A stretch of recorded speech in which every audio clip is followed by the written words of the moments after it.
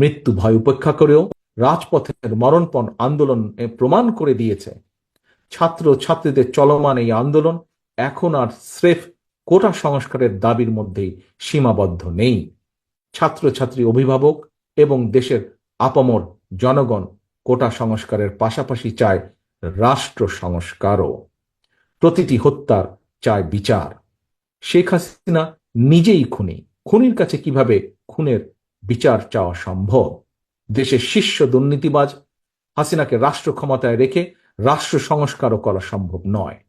আন্দোলনকারীদের তাই এখন একটাই দাবি, বাংলাদেশের জনগণের তাই এখন একটাই দাবি, খুনি হাসিনার পদত্যাগ।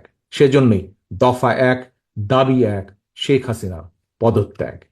প্রিয় দেশবাসী, একজন রাজনীতিক হিসাবে আমি আমার দলের নেতা কর্মী সমর্থকদের প্রতি এবং সন্তানের একজন পিতা এবং একজন অভিভাবক হিসাবে দেশের সকল সম্মানিত অভিভাবকদের প্রতি আমার বিনীত আহ্বান, খুনি হাসিনার খুনি বাহিনী আমাদের সন্তানদেরকে রাজপথে হত্যা করছে।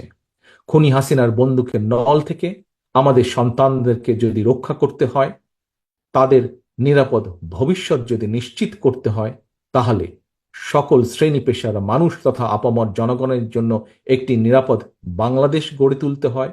খুনি হাসিনার পতনের আন্দোলনের সর্বশক্তি দিয়ে তাহলে চূড়ান্তভাবে মাঠে নামুন। আজ এখন থেকে, এই মুহূর্ত থেকে বিজয়ের ঘণ্টা বাজতে শুরু করেছে জনগণের পক্ষে।